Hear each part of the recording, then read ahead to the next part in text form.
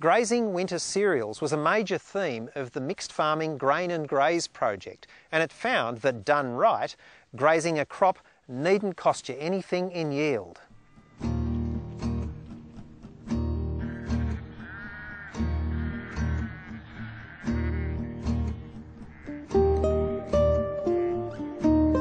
A mob of Dorper cross ewes and lambs grazing a paddock of wedge-tail winter wheat. Mick Sinclair sows it early in April on his mixed farm at Temora, and by June it's already on its second grazing. It's filling his seasonal feed gap, and with 3 lambings in the past 2 years, good nutrition is vital. The main reason we graze winter wheats is to give our lucerne a chance to get away. Half of our lucerne are winter active, so by getting the livestock onto some another option, which is the winter wheats, it really helps and probably cuts down on our supplementary feeding, which can become costly. Mick is confident it also makes it easier to adapt to seasonal and market conditions. If we feel we can get more out of the livestock side of it, we'll push them a bit harder if we haven't got enough pasture feed anywhere else. If the season's going okay, we'll pull them off early and give it every chance to recover to grain. So that's the flexibility of it, I guess. The Sinclairs, like many mixed farmers, have been grazing long season wheats for many years. Up until Grain Graze, though, the practice had never been scientifically evaluated. The Murrumbidgee Grain Graze project showed that the system could be pushed a lot further. What we found essentially in terms of the grazing management was, as long as it was timed properly, you could go pretty hard and still be able to reach acceptable levels of grain yield. It also found that far from always having a yield penalty, as often thought, grazing can actually improve yields, particularly in drier years, because it reduces transpiration.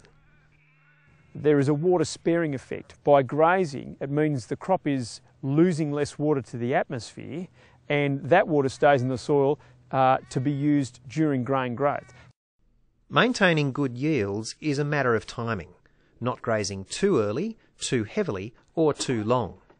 John Patterson, who took part in the Murrumbidgee trials, is an old hand at grazing crops. He restricts his grain paddocks to softer grazing lambs early in the season and uses a hands-on method to see when they're ready. Well, I guess, Darryl, the first thing you've got to do is ask is, will the stock pull it out? Right. So I guess it's a pull test. You know? Go as if the stock grabbed it by the mouth, and okay, that's ready to graze. Right. Notice there's no disturbance of the roots at all. That's the most nutritious of the lot. This new growth is what your stock do well on. We're still leaving our growing points intact, so that we're going to get our regrowth. There's a new tiller there coming. Yeah. And the single most important measure in preserving yield, knowing when to stop, and you can only do that by looking. When stem elongation starts, the plant is pushing its embryonic head skywards. It's crucial to keep monitoring the crop so you can get animals off before they eat that part of the plant. Growth stage 31 for sheep or 32 for cattle. That is the time basically when we'll want to cease grazing. Anything beyond that, then you start to do yield big time. While the same timing principles apply to all cereal crops, the winter wheats, like this wedge-tail, offer a longer grazing period than shorter season varieties. That's because it has an inbuilt long vegetative phase and won't flower until triggered by cold temperatures and increasing day length.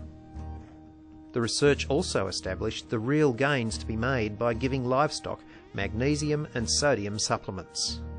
Just for a really small investment of about 15 cents per day, you can get, with live weight gains that we monitored and we measured, you can get around over $1 worth of return on that 15-cent investment, which is a no-brainer for the farmers, and it's a really easy practice to implement in the system. The opportunities and risks of grazing winter cereals differ significantly from one part of the country to the other.